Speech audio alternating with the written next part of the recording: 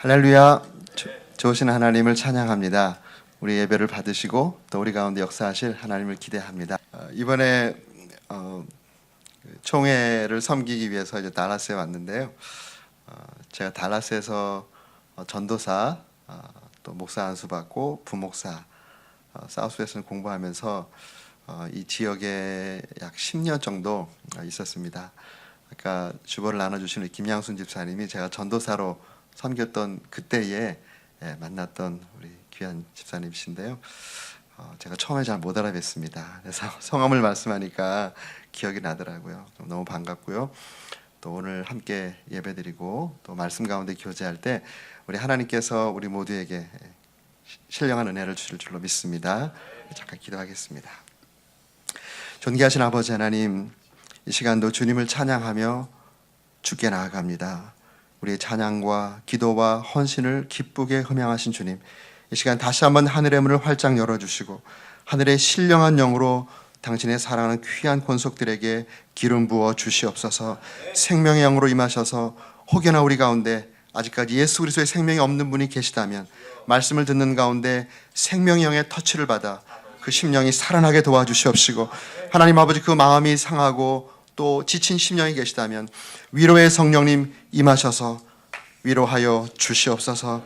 하나님 아버지, 시간 주의 말씀이 선포됩니다. 진리의 성령님 임하셔서 선포되는 그 말씀이 나를 향한 하나님의 음성 되게 하여 주시옵소서. 능력의 성령님 임하여 주시옵소서. 우리의 나약하고 연약한 심령 가운데 성령의 권능을 덧입혀 주셔서 주께 맡겨주신 사명 잘 감당하는 주의 종들 다 될 수 있도록 하나님 은혜를 더해 주시옵소서. 오늘 부족한 종을 단에 세우시고 주님의 존귀한 말씀을 받들게 하셨습니다. 하나님 아버지, 성령으로 이곳에 임재하셔서 부족한 종에게 또 들으시는 귀한 성도님들 심령 위에 성령의 기름을 부어 주시옵소서. 주님 사랑합니다. 영원히 주님만을 사랑합니다. 예수님의 존귀하신 이름으로 기도했습니다. 아멘. 우리 하나님께서 믿음의 사람들에게 눈으로 보고 또 만질 수 있는 선물 3가지를 주셨습니다. 그 첫 번째가 바로 성경이죠. 하나님이 우리에게 성경을 주셔서 이 성경을 통해서 우리가 보고 있는 세상이 어떻게 만들어졌는지, 또 이 보고 있는 세상의 종말이 어떻게 임할 것인지, 우리가 겪고 있는 이 고통의 근원이 무엇인지, 이 고통에 대한 해결책이 무엇인지, 이러한 모든 우리 인생들이 던지는 모든 질문에 대한 해답을 이 성경책에 담아서 우리에게 선물로 주셨습니다. 또 이 성경책의 핵심은 바로 예수 그리스도이시죠. 이 성경책을 통해서 예수 그리스도를 또 만나게 하시고 구원받은 하나님 백성 되는 놀라운 축복을 주셨습니다. 또 우리 특별히 우리 침례 교인들은 people of the book, 성경의 사람들이다. 성경을 사랑하고 또 성경대로 살려고 노력하고 성경적인 공동체를 이루려고 노력하는 사람들이 바로 우리 침례 교도들이고 또 침례 교회입니다. 또 두 번째로 하나님께서 우리에게 주신 귀한 선물이 내 영혼의 목자입니다. 하나님께서 나를 위해서 목자를 붙여주셔요. 우리가 구원받은 이후에 고아와 같이 홀로 사는 것이 아니라 이 피지컬한 세상에 살고 있기 때문에 하나님께서 내 영혼을 위한 목자를 붙여주십니다. 소그룹의 목자일 수도 있고 또 교회 공동체로 본다면 목사님과 사모님을 붙여주셔서 그분들을 통해서 하나님께 계속 나아가고 하나님의 은혜를 경험할 수 있도록 해주십니다. 좋은 목자를 만난다는 것은 축복 중에 축복입니다. 여러분 다 잘 신앙생활 많이 해보셨으니까 잘 아시죠? 좋은 목자를 만난다는 것은 정말 복 중에 복을 받으신 것입니다. 제가 코너스톤 교회 이렇게 방문하게 돼서 참 기쁜데요. 제가 여기 방문하기 전에 우리 목사님을 먼저 만났잖아요. 지난번 1년 됐나요? 1년 전쯤에 텍사스 전도 세미나가 있었습니다. 그때 이제 우리 목사님들 또 사모님들 이렇게 모시고 건강한 교회와 복음 전파라고 하는 이러한 그 세미나를 했었는데요. 그때 이제 목사님이 전도부장이셨던 것 같아요. 그래서 저를 이제 호스트해 주시고 이러저러 말씀 많이 나눴는데, 말씀을 나누는 가운데 참 목사님 귀하시다, 여러모로 참 귀하시다 생각이 많이 들었어요. 이름도 참 좋잖아요. 손해도인데 제가 이름을 볼 때 손해봐도로 들리더라고요. 손해봐도 괜찮다. 예수를 위해서 내 인생 전체 손해봐도 나는 복받은 사람이다라고 결단하고 나오신 것 같아요. 침례 요한이 생각이 났어요. 침례 요한이 이런 고백을 했잖아요. 예수님을 향해 제자들에게 He may increase, I may decrease. 예수님은 흥해야 되겠고 나는 쇠해야 하리라.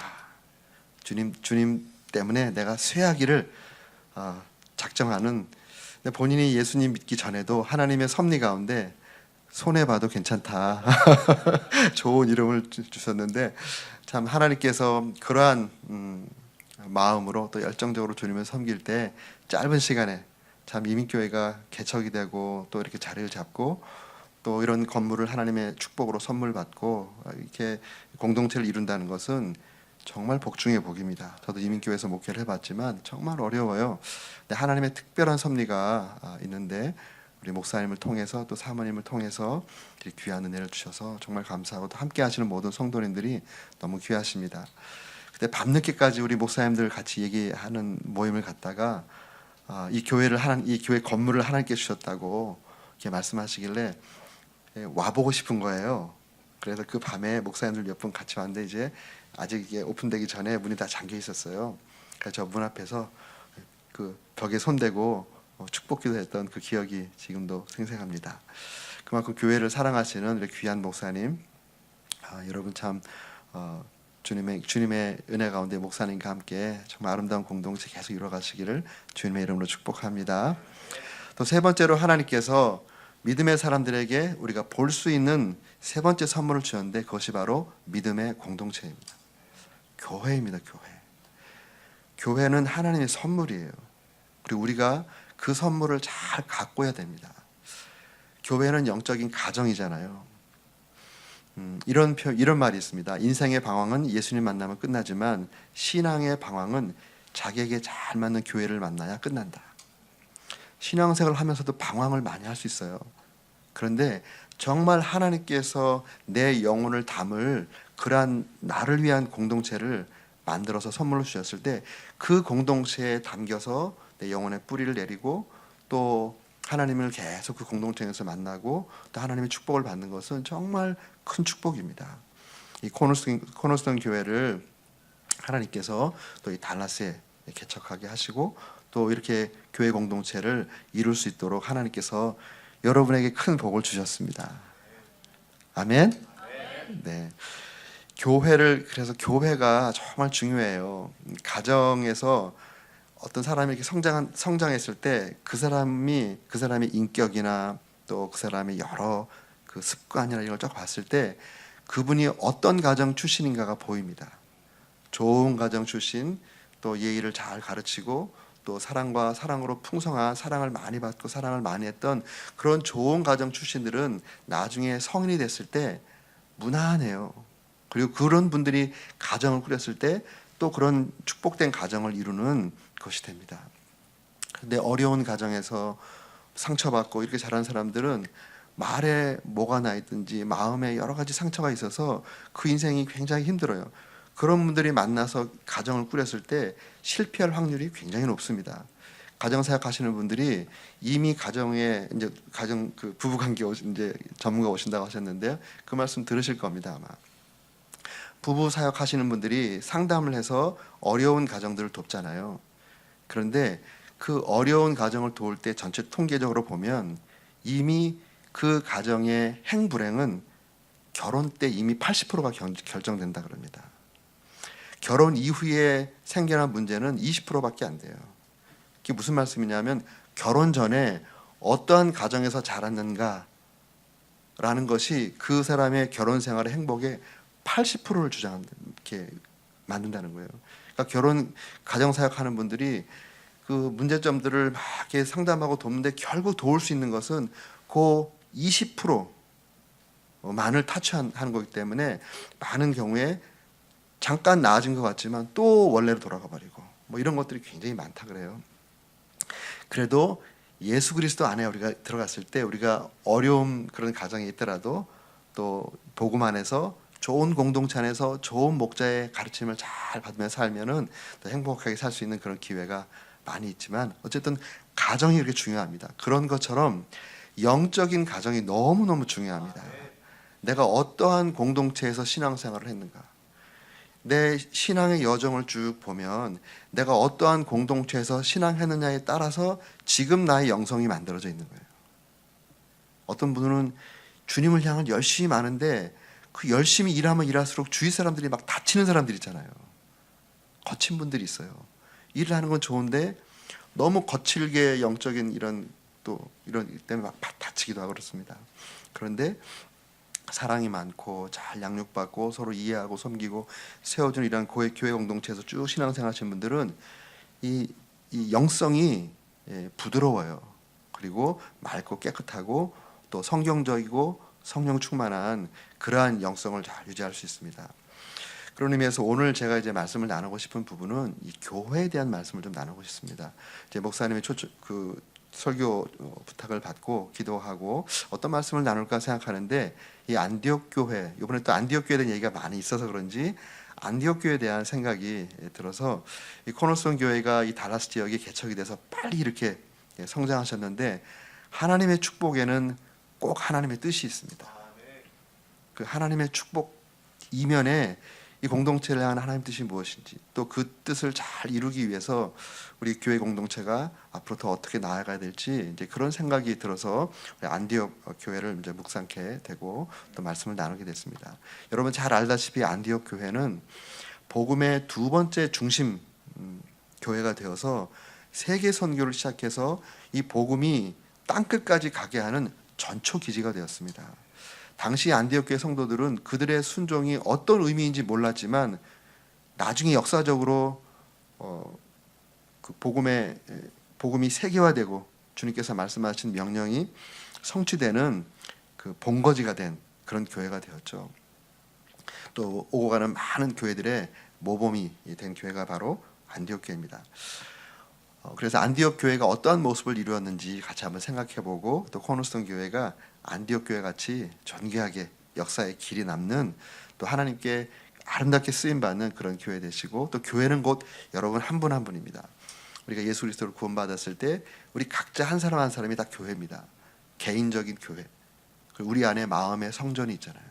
이 마음의 성전에 예수 그리스도를 모시고 개인적으로 주님을 찬양하고 기도하고 이런 신앙생활을 하는 것이 개인적인 차원의 교회입니다.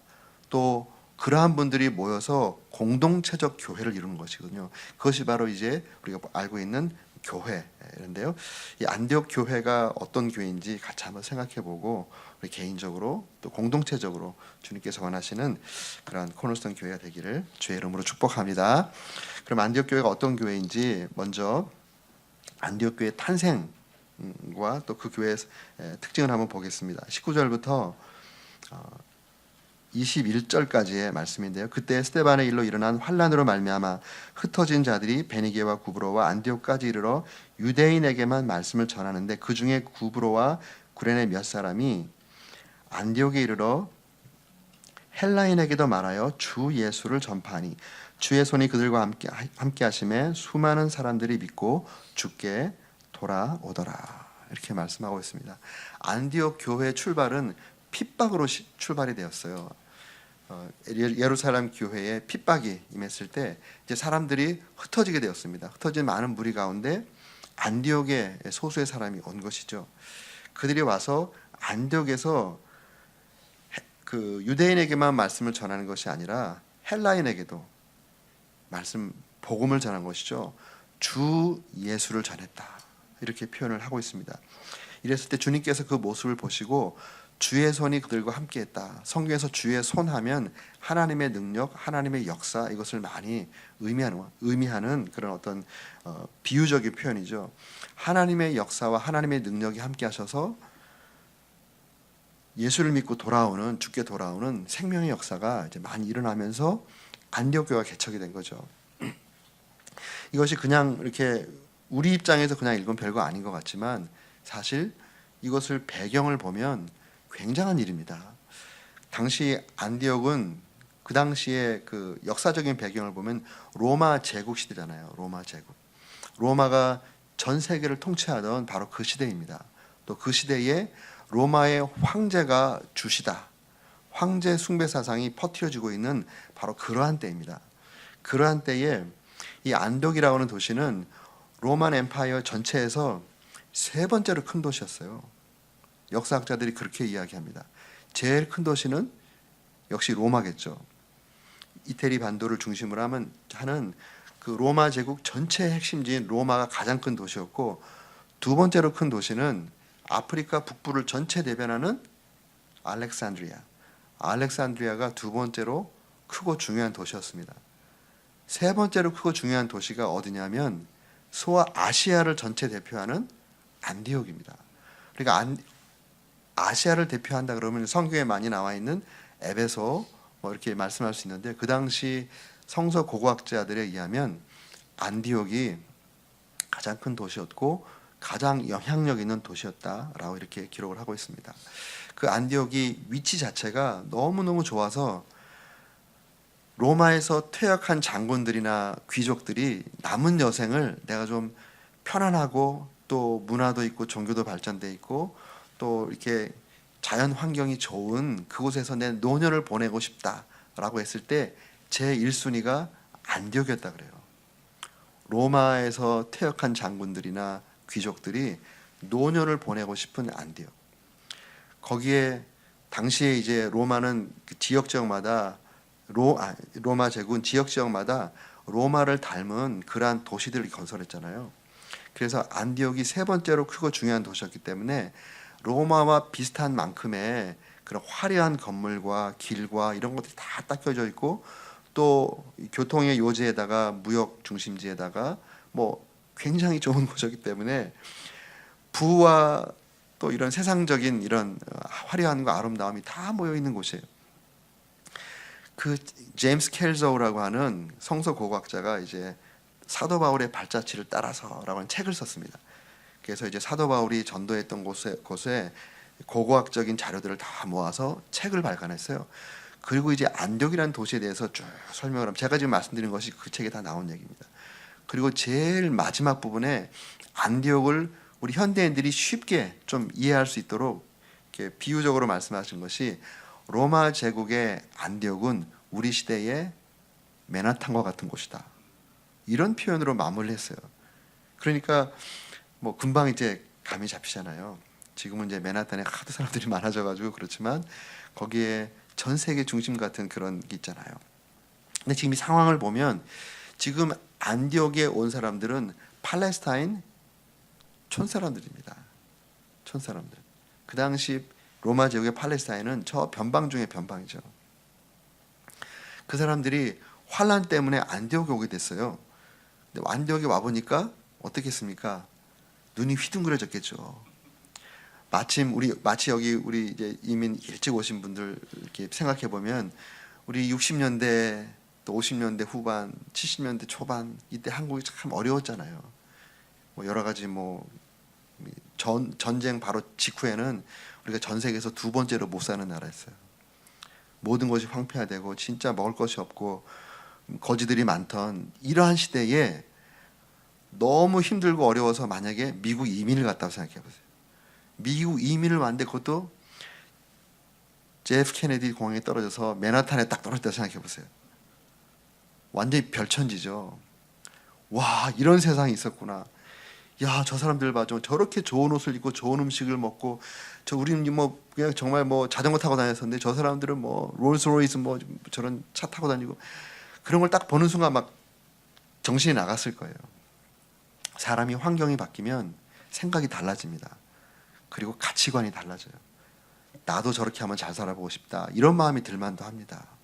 그래서 아메리칸 드림 그런 얘기 많이 하죠. 미국 가서 잘 살아보자. 그런데 여기 보니까 그러한 비슷한 모습의 사람들이 안디옥에 와서 그런 충격을 받았는데 그들의 메시지가 바뀌질 않았어요.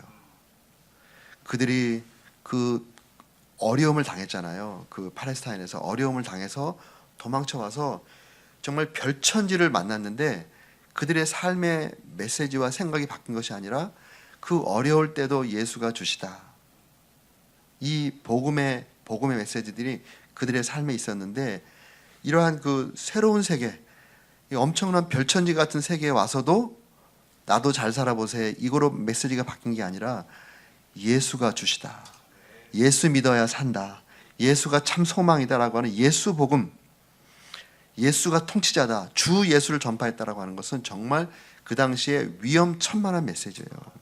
위험천만. 왜냐하면 로마는 좀 전에 말씀드린 것처럼 어마어마한 그러한 지역을 다스렸잖아요. 다문화, 다종교 정책을 썼습니다. 그랬기 때문에 많은 민족들을 품을 수 있었고 그 민족의 종교들을 다 인정해 줬어요. 사실 딱 두 가지만 어기지 않으면 그냥 그대로 자기 풍습대로 자기 종교대로 살 수 있도록 다 허용을 해줬습니다. 다문화 정책, 다종교 정책이었어요. 그런데 그 로마 그 사회 가운데 유독 한 부류의 사람들만 죽도록 핍박을 받았어요. 히브리서에 있는 것처럼 정말 칼에 배임을 당하는 뿐만 아니라 삶의 자리를 유리방황하게 되고 심지어는 짐승 가죽에 씌어서 맹수들의 먹이가 되는 이런 정말 가공할 만한 핍박을 받았다고요. 그 사람들이 누군가요? 기독교인들이에요. 왜 기독교인들만 그렇게 핍박을 했을까요? 복음 때문에 그렇습니다. 복음 때문에. 하나님 나라의 복음 때문에 그래요. 하나님 나라의 복음이 뭡니까? 예수가 하나님의 아들이신데 이 땅에 오셔서 우리를 위해서 죽으셨고 우리를 위해서 부활하셨고 그리고 지금 우리 사람과 온 인류의 주님이시다, 주권자이시다. 이것이 하나님의 복음이잖아요. 초대교회 성도들은 예수님께서 말씀해 주신 이 복음에 목숨을 걸었어요. 만약에 첫 번째, 두 번째까지만 얘기했으면 죽지 않을지도 몰라요. 예수가 죽었다, 예수가 부활했다, 예수 믿으면 천국 간다. 요거까지만 말했으면은 그래 니네 예수 잘 믿고 그 다음에 천국 가. 아무 로마가 박해할 일이 없어요. 두 가지 때문에 로마가 두 가지만 잘 지키면 다 허용했어요. 그 첫 번째가 황제가 주라고 하는 것, 주는 황제다. 이 권위에 대항하면 핍박을 받습니다. 두 번째가 세금이에요. 너희 세금 잘 내면 다 놔두는 거예요. 세금을 안 내면 이제 박해를 하는 거죠. 세금 잘 내도록. 그런데 지금 우리가 이 복음의 메시지, 이렇게 교회마다 이 하나님 나라의 복음이 정말 활발하게 살아야 됩니다. 하나님께 주의 손이 함께 하셔서 주께 돌아오는 이 하나님의 능력의 역사가 풀어지기, 생명 역사가 풀어지기 위해서는 복음이 분명해야 되는 거예요. 복음이. 이 복음이 많이 막 이렇게 왜곡됐잖아요.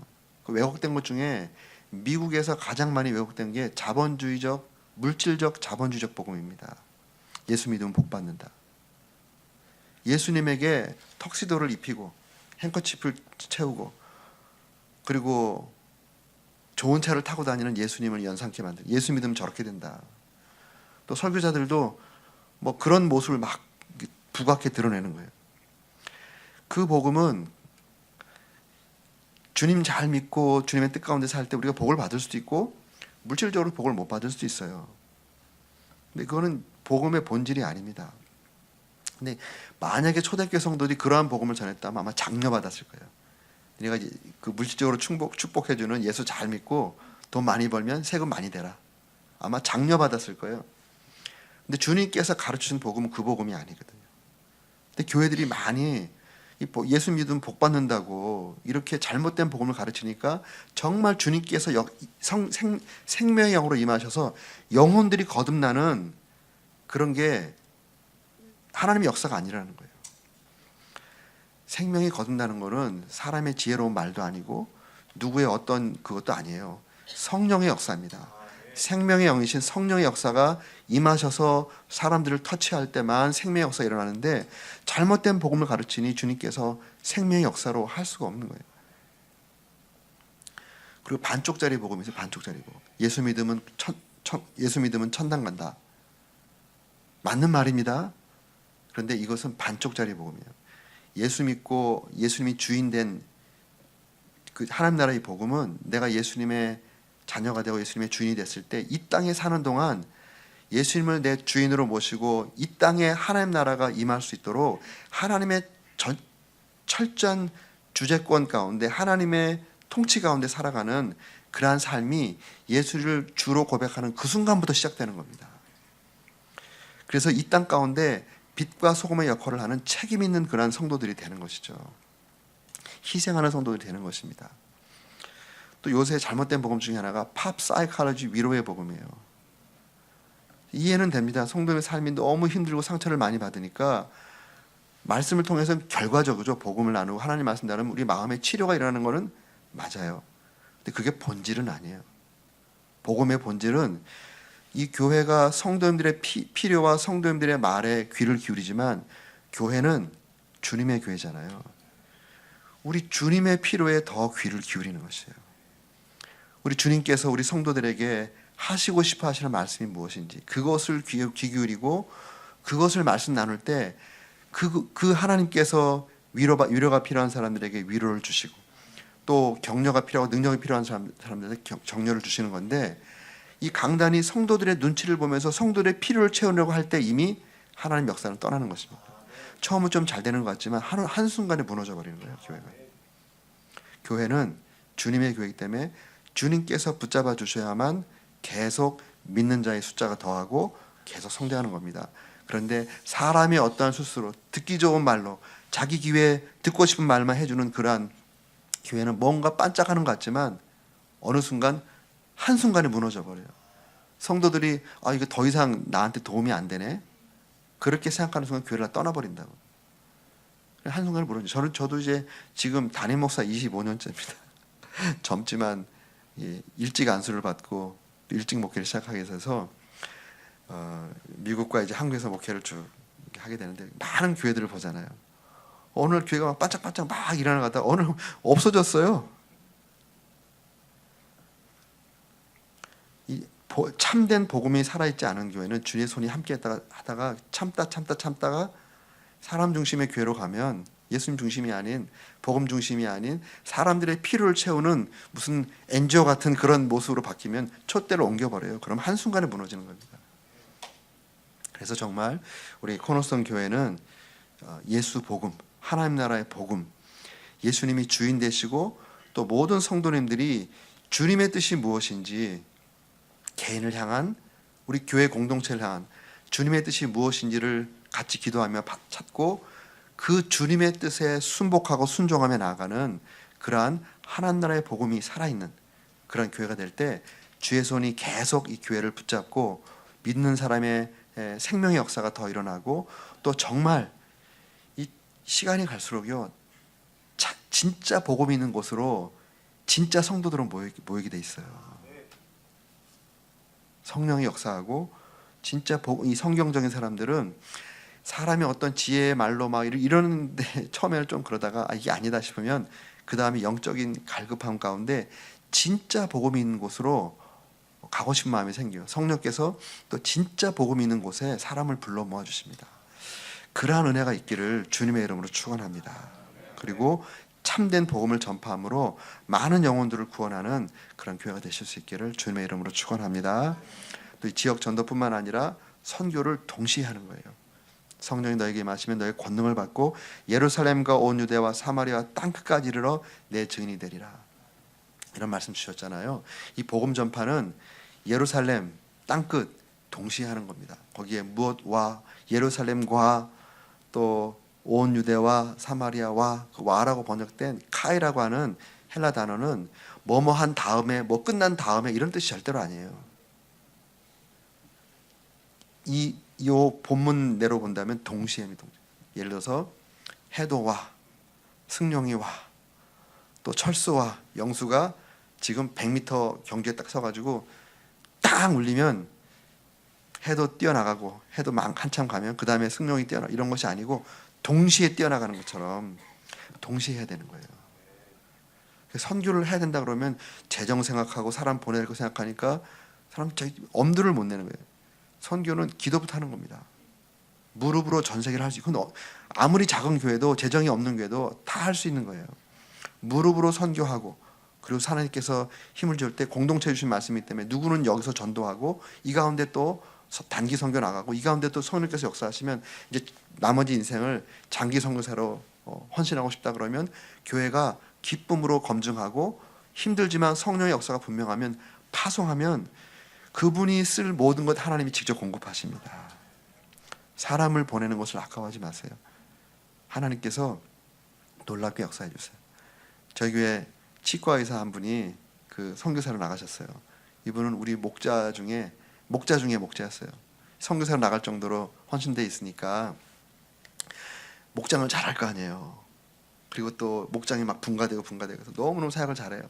또 치과병원 원장이니까 수입도 많잖아요. 교회 재정적으로도 컨트리뷰션을 굉장히 많이 했어요. 부인이 연구원이었어요. 더블입니다, 더블. 근데 이분이 어느 날 선교 나가겠다고 손을 드니까 제 마음 가운데 이런 분은 좀 저와 함께 같이 있으면 좋겠는데, 이런 생각이 잔이 들지 않겠어요? 근데 성령께서, 우리가 검증해보고 하니까 성령께서 이분을 부르신 것이 너무 분명해요. 그래서 교회에서 잘 훈련해서 파송했습니다. 손님들 모셔서 파송을 했는데, 그 파송한 그 달에 치과 의사가 4명 등록했어요. 이게 하나님의 방법이에요. 이 사람 보내면 저 아깝겠다 생각이 드는데요, 우린 몰라서 그러는 거예요. 하나님께서 어떤 감동을 주셨다면 그것을 그 이후, 우리는 모르지만 그 이후에 모든 계획을 다 세워놓고 계신 거예요. 우리가 믿음이 없어 하나님을 자꾸 제한하고 커터해서 그렇지, 하나님을 하나님 되게 하시면 하나님 우리가 생각하는 것 너머로 역사하시는 분이에요.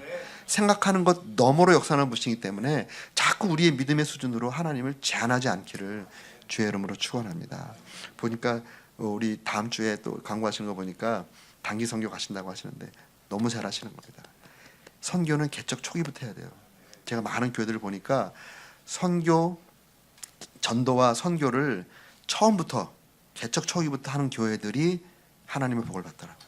왜냐하면 교회 존립 목적이고 근본적인 사명이기 때문에 개척부터 이걸 하시는 교회들을 하나님께서 복을 주셔서 그것을 잘 할 수 있도록 도와주시더라고요. 사람도 보내주시고 또 성도님들의 삶을 축복하셔서 넉넉히 감당할 수 있는 재정적인 복도 주께서 부어주시는 것을 정말 많이 봤어요. 우리 교회가 이제 지금 7년 되셨나요? 예. 그 전에도 이제 뭐 전도 선교 많이 하셨겠죠. 이번 또 선교하신다니까 너무 감사합니다. 그래서 많이 참여하시기 바라고요. 또 참여 못하시는 분들은 피지컬리 참여 못하시는 분들은 참여하는 방법이 2가지가 더 있어요. 함께 기도하면 참여하는 겁니다. 또 거기에 헌금을 하면 참여하는 거예요. 내 물질이 있는 곳에 내가 있는 겁니다. 여러분 천국이 사모되세요? 헌금 많이 하세요. 내 마음이 있는 곳에, 내 물질이 있는 곳에 내 마음이 있다. 우리가 물질을 하나님께 드리면 그 물질과 함께 우리의 마음이 천국에 가 있는 거예요. 내가 왜 이렇게 마음이 지옥같이? 기도하고 성령의 인도하심 따라 헌금하세요. 그러면 그 물질이 흘러가는 곳에 내 마음이 따라가요. 내 마음이 천국에 가 있는 겁니다. 성경적인 거예요. 그래서 그러한 선교도 잘, 전도 선교, 우리 하나님 나라의 복음으로 잘 감당하실 때 주의 손이 함께 하셔서 믿는 자의 수가 폭발적으로 많아지는 우리 코너스톤 교회 되시기를 주의 이름으로 축복합니다. 아멘. 2번째로 여기 본문 말씀 보니까 22절 말씀에 예루살렘 교회가 이 사람들의 소문을 듣고 바나바를 안디옥에 보내니, 쭉 하고 23절 말씀에 그가 이르러 하나님의 은혜를 보고 기뻐하여 모든 사람에게 굳건한 마음으로 주와 함께 머물러 있으라 권하니, 바나바는 착한 사람이요 성령과 믿음이 충만한 사람이라. 이에 큰 무리가 주께 더하여지더라. 바나바가 사울을 찾으러 다소에 가서 만남에 안디옥에 데리고 와서 둘이 교회에 1년간 모여있어 큰 무리를 가르쳤고, 제자들이 안디옥에서 비로소 그리스도인이라 일컬음을 받게 되었더라. 이 모습도 너무너무 아름다운 모습입니다. 예루살렘 교회가 안디옥에 믿음의 공동체가 세워졌다는 소식을 듣게 되었어요. 그러니까 이제 그곳에 하나님 말씀을 바로 잘 또 전하고 그들을 잘 인도할 지도자를 파송했습니다. 여기에 보니까 착한 사람, 믿음과 성령이 충만한 사람 바나바를 예루살렘 교회에서 안디옥 교회에 파송을 한 거죠. 보낸 겁니다. 바나바가 왔을 때 이미 그 교회가 형성이 되었잖아요. 많은 사람들이 주께 더해주는 그런 역사가 있었기 때문에 이미 교회 공동체가 형성이 되었습니다. 어느 공동체든지 공동체가 형성이 되는 과정에 수고하신 분들이 계세요. 개척 멤버다, 초창기 멤버다, 또 교회의 여러 가지 또 필요를 채우는 그러한 또 사명 가운데 그런 필요를 채우신 분들이다. 그러면 교회가 공동체 세워지는데 나름 헌신한 헌신들이 거기 묻어 있다고요. 그런데 모든 목사님들은 다 알아요. 또 성도님들도 이렇게 그냥 뭐라 그럴까요? 본능적으로 아는, 영적인 본능적으로 아는 것이 있는데, 그게 뭐냐면요, 헌신하는 것만큼 영적 지분이 있다는 거예요. 그 교회 헌신하는 것만큼 영적 지분이 있어요.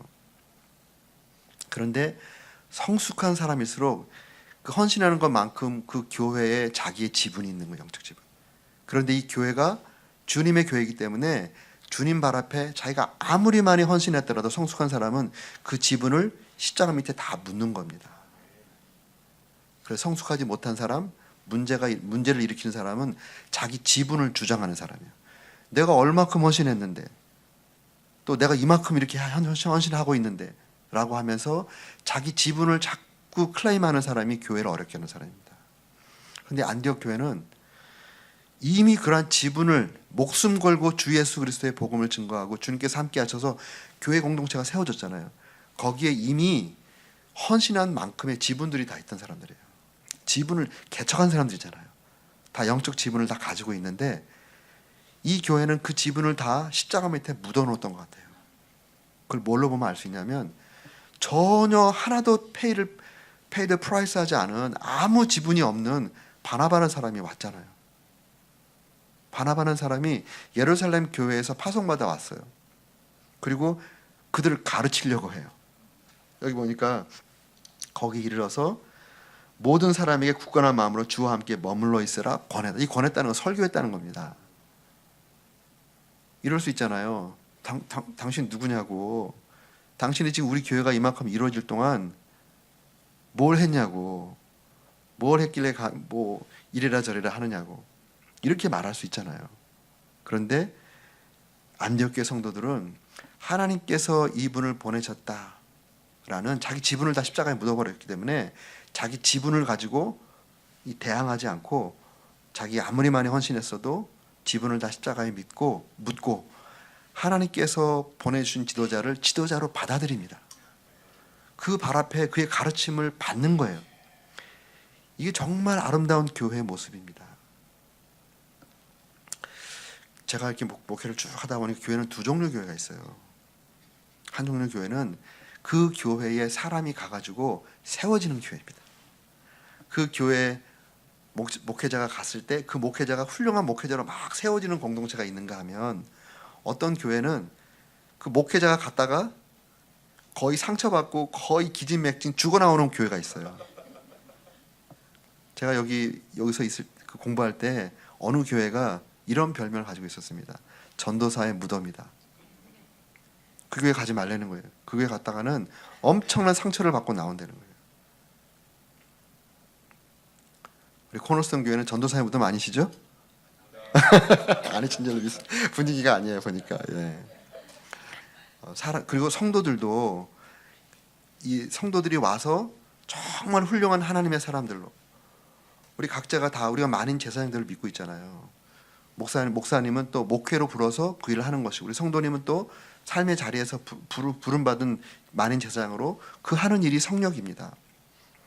다 각자 그러한 일을 잘 할 수 있는 사람으로, 교회에서 일꾼으로, 또 세상 가운데 주께서 불러주신 그 자리에서 훌륭하게 주님의 일꾼으로 성장할 수 있도록 교회가 뒷받침해주고 서로 격려하고 위로하고 또 일하려고 하는 사람들을 세워주고, 이런 교회를 주님께서 축복해 주세요.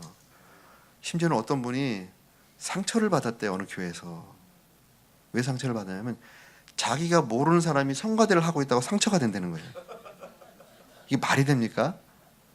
자기가 모르는 사람이 성가대하면 박수를 쳐줘야죠.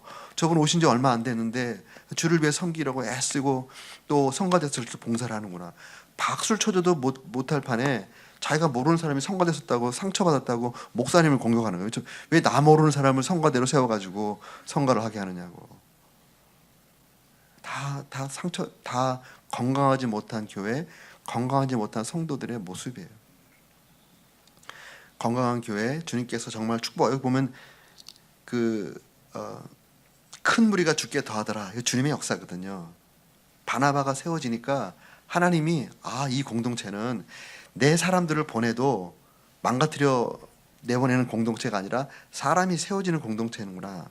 하나님이 인정해 주신 거예요. 그러니까 누구를 보내죠? 바로 다음에 사울을 보내는 거예요. 사울은 누굽니까? 하나님께서 세계적인 선교사로 쓸 것으로 이미 택정하시고 이미 준비해 놓은 사람이에요. 그리고 이제 어느 공동체를 통해서 이제 세계적인 선교사로 이렇게 키워내야 할 제목입니다. 그런데 안디옥 교회를 보니까 바나바를 먼저 보내본 거예요. 그랬더니 바나바가 세워지는 거예요.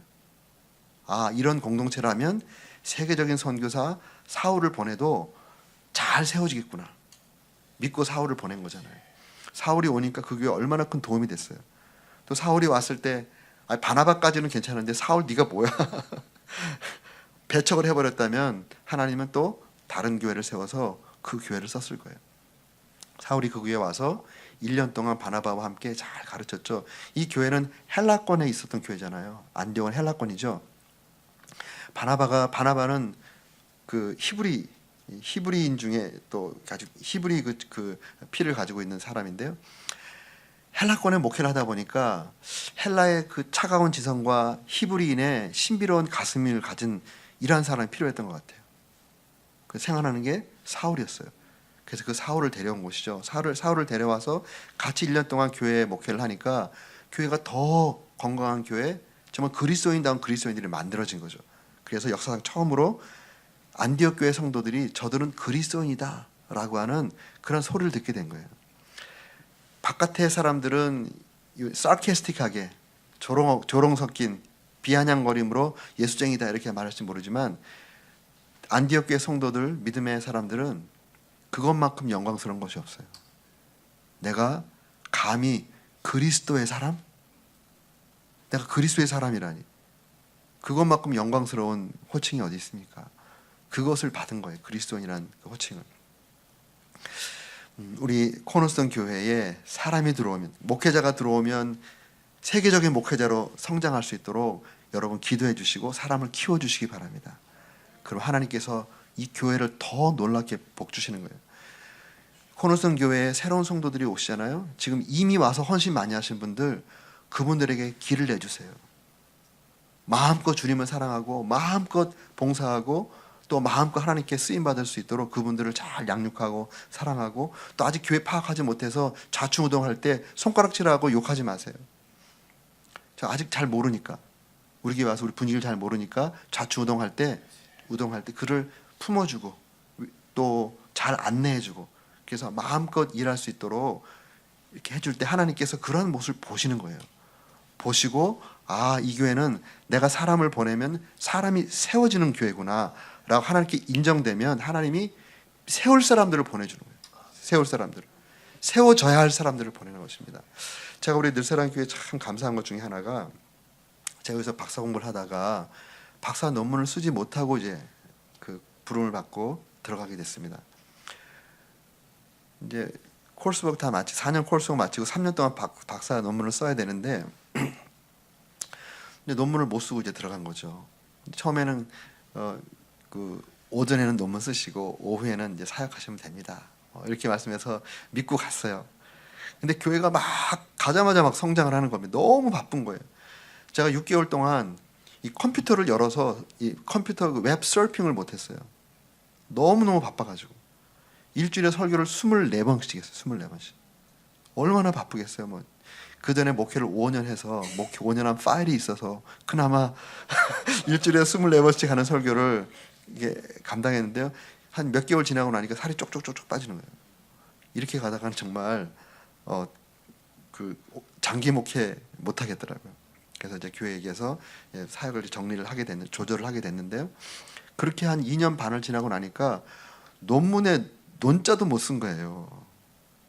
그리고 그냥 뭐 하기는 날리게 생겼어요. 그래서 뭐 이미 이제 사역이 시작됐으니 뭐 꼭 박사학위 있어야만 뭐 사역하는 거 아니니까 그냥 주님께서 보낸 자리에서 열심히 사역하자라고 생각하고 있는데, 우리 교회 교수님들이 많거든요. 그분들이 생각한 거예요. 아니, 미국 가서 저 오랫동안 공부하고 학위 과정을 다 마치고 이제 논문만 쓰면 되는데 우리가 시간을 좀 드리면 안 되겠느냐, 이렇게 얘기해가지고 간지 2년 반 만에 6개월 안식년을 줬어요. 논문 안식년을. 그래서 식구들 다 데리고 다시 폴트에서 와가지고 6개월 동안 출근하고 논문 논문 써서 하나님의 은혜로 논문을 딱 마무리하는 그날이 논문 마감 금요일 날 5시까지 논문을 이제 제출해야만 이제 그 기한 되는데 금요일 날 4시 45분에 논문을 냈습니다. 그리고 그날 밤에 그 금요일 날 밤에 비행기 타고 들어가서 주일 날 설교했어요. 뒤에 아파트 정리도 못하고 그냥 갔습니다. 후배들이 이제 다 정리해가지고 짐 붙여주고 뭐 이렇게 해서 마무리했는데요. 지금 돌아보면 교회가 너무 감사한 거예요. 우리 교회가 2년 반밖에 사역을 하지 않았는데 6개월의 논문 안식년을 허락해 주는 교회가 어디 있겠어요. 그리고 이제 6년 정도 사역하고 나니까 목사님 너무 피곤하다고 1년 안식년을 1년 가서 재충전하고 그리고 더 말씀으로 충만하고 성령 충만하게 돌아오시라고 1년 안식년을 해주셨어요. 그래서 제가 미국 와서 쉬면서 또 안식년 하면서 공부를 하고 재충전하고 그리고 돌아가 사역했는데 교회가 이렇게 성장하다가 안식년 때 아무래도 좀 힘들죠. 중간 이렇게 플레이트하고 내다가 안식년 끝나고 돌아갔는데 이렇게 성장하는 거예요. 교회가 그걸 이제 경험한 다음에 그 다음에 10년 됐을 때 안식년을 또 주시더라고요. 목사님 좀 힘드신 것 같은데 가서 안식년 하고 오시라고. 그래서 안식년 갔다가 와서 지금 제가 안식년 이제 6개월 그 다음에 1년 그리고 이제 7년 됐을 때 건축이 끝났거든요. 그리고 이제 안식년을 너무 하고 싶은데 건축 끝났으니까 굉장히 일이 많잖아요. 새로운 지역에 갔으니까 교회 여러 가지 뭐 일이 많아가지고 근데 너무 지친 거예요. 그럼 목사님 2달만 쉬었다 오세요. 2달 동안 미국 와서 2달 동안 푹 쉬고 들어가서 3년 열심히 한 다음에 이제 교회가 좀 안정이 됐으니 이제 1년 쉬시고 오세요. 그래서 제가 1년 안식년을 작년도에 한 거예요. 지금 돌아가서 사역을 하는데요. 교회가 안식년 하는 동안에 교회가 성장했어요. 제가 없는데도.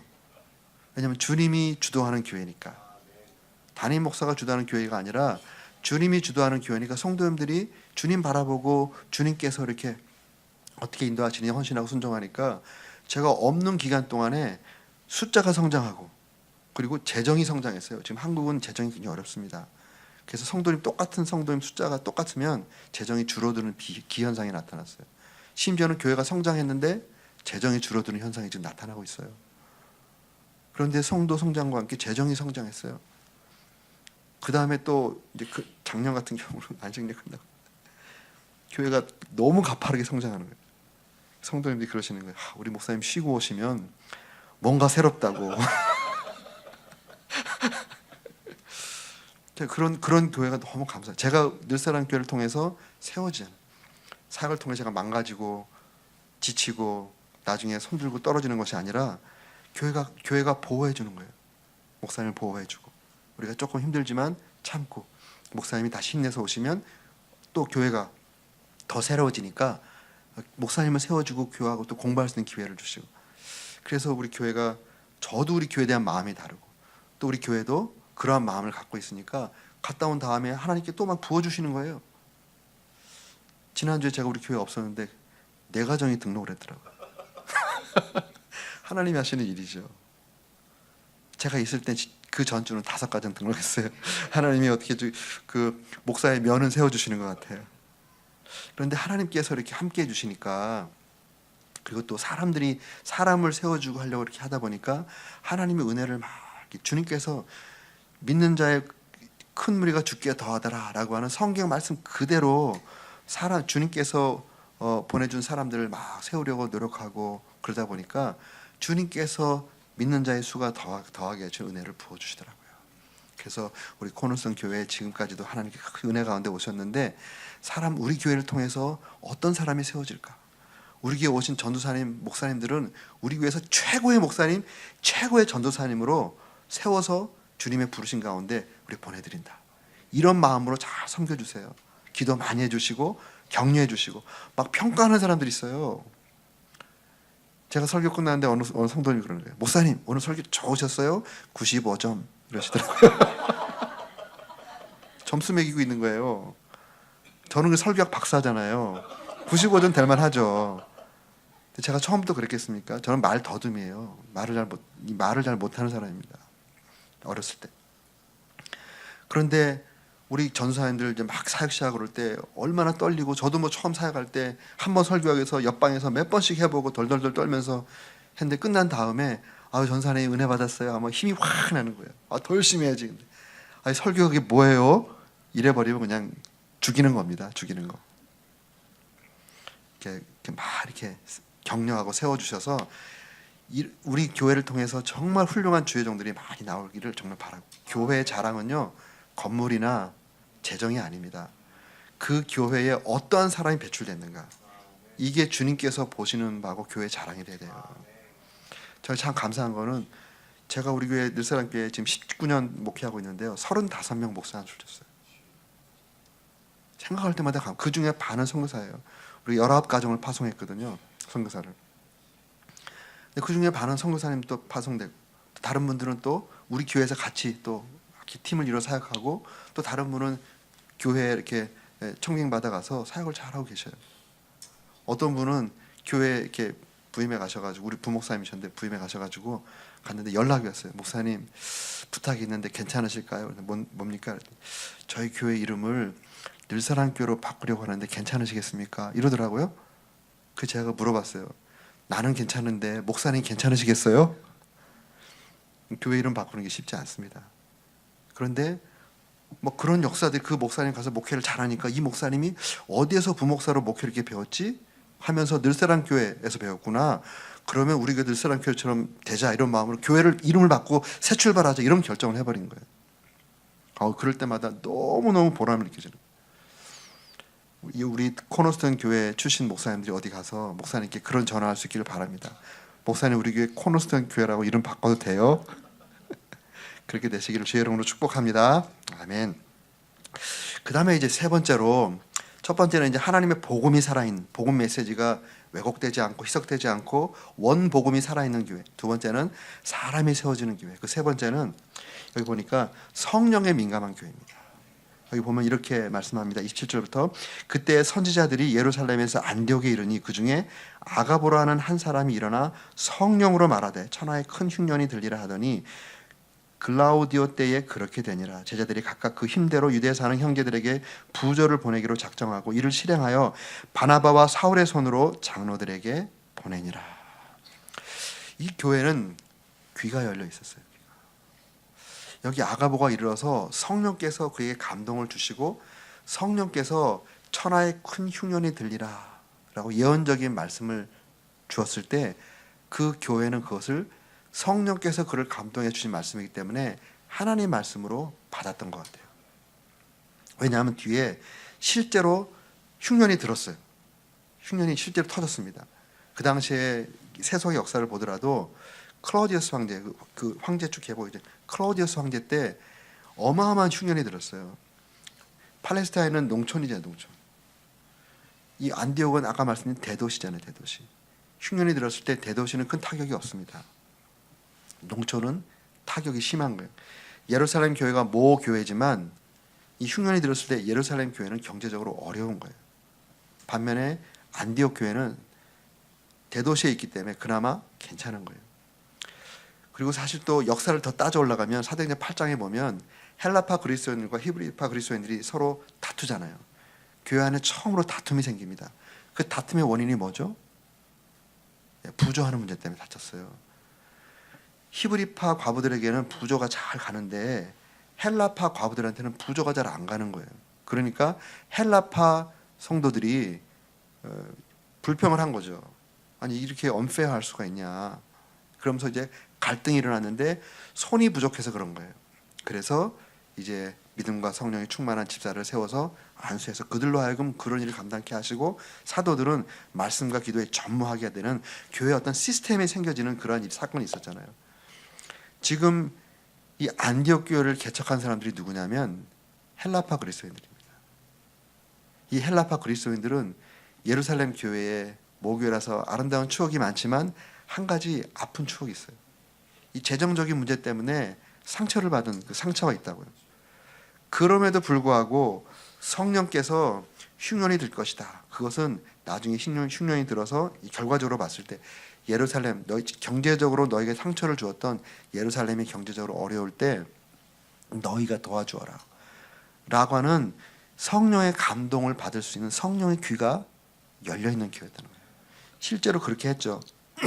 제자들이 각각 그 힘대로 유대에 사는 형제들에게 부조를 보내기로 작정하고 실행을 했습니다. 바나바와 사울의 손으로 장로들에게 보내니라. 실행을 한 것입니다. 성령 앞에, 성령의 감동 앞에 귀가 열려 있는 거예요.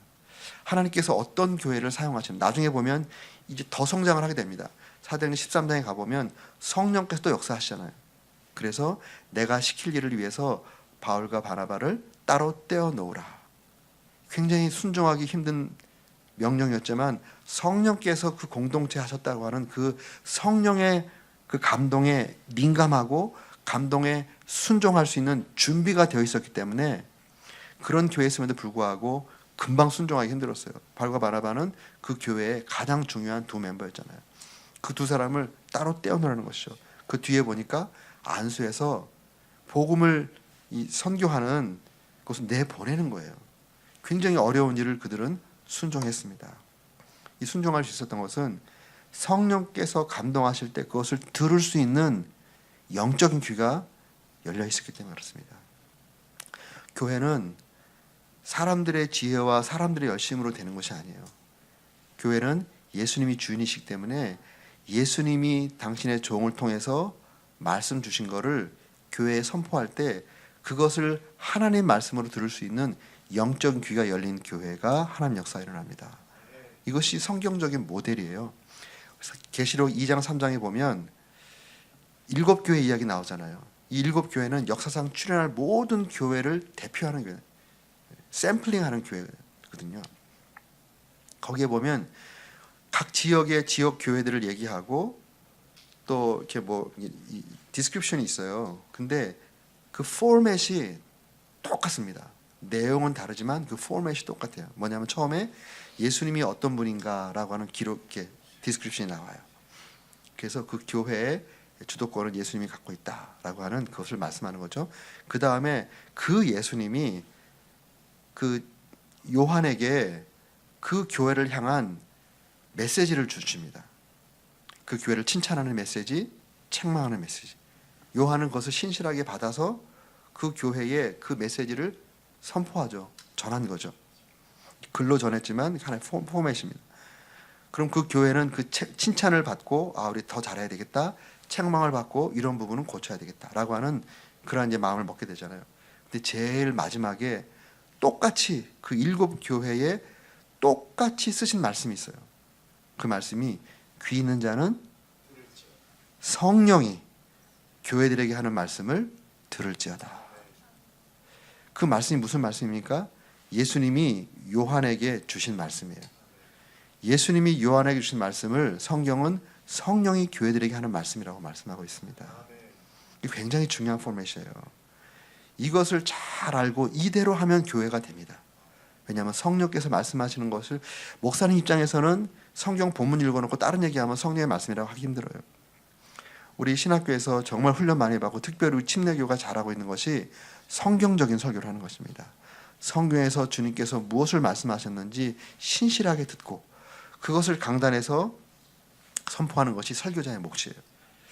그 다음에 성도님들은 그것을 저 설교자의 개인 의견이나 설교자의 뭐 어떤 이거를 듣는 것이 아니라 지금 성령께서 저 설교자를 통해서 우리 공동체에 말씀하시는구나 라고 데살로니가 교회처럼 성령의 기쁨으로 그 도를 받아야 되는 것입니다. 그럴 때 데살로니가전서 2장 13절의 말씀처럼 말씀이 역사가 되는 거예요. 그 말씀이 역사하느니라. 에너지요 능력이 되고 말씀이 이끌어가는 교회가 되는 것입니다. 그래서 교회 가운데 이제 목사님이 기도하고 또 특별히 성경에 있는 말씀으로 설교하고 할 때 그것이 성령의 말씀으로 들려지고 귀가 열리고 또 그 말씀 따라 이렇게 순종하며 나아갈 때 우리 하나님께서 그 교회 가운데 당신의 말씀의 역사, 성령의 역사를 베풀어주는 놀라운 축복이 있습니다. 우리 귀한 교회가 앞으로 이제 우리 목사님과 또 기도하시는 우리 지체들 또 성숙한 우리 지체들을 통해서 성령께서 감동을 주시고 또 교회가 주님의 이름으로 합의한 어떤 내용이 있다면 그것은 주님께서 교회 가운데 주시는 주님의 음성입니다. 주님의 뜻입니다. 내 뜻과 다르더라도 교회 공동체가 결정한 뜻이라면 하나님 뜻으로 받고 거기에 역량을 모으면 하나님께 정말 놀라운 일을 펼쳐 가십니다. 그러한 놀라운 역사를 마음껏 경험받는 귀한 교회, 더 존귀하게 쓰임받고, 지금 코너스톤 교회가 달라스 지역에서 떠오르는 교회로 굉장히 얘기들을 많이 하시더라고요. 앞으로 계속 더 성령에 민감하고 기도해서 성령께서 말씀하시는 것을 말씀과 기도 가운데 잘 듣고 순종하셔서 주님께서 쓰시고자 하는 만큼 쓰임받는 그런 교회와 우리 성도님들 다 되시기를 주님의 이름으로 축복합니다. 아멘. 기도하겠습니다.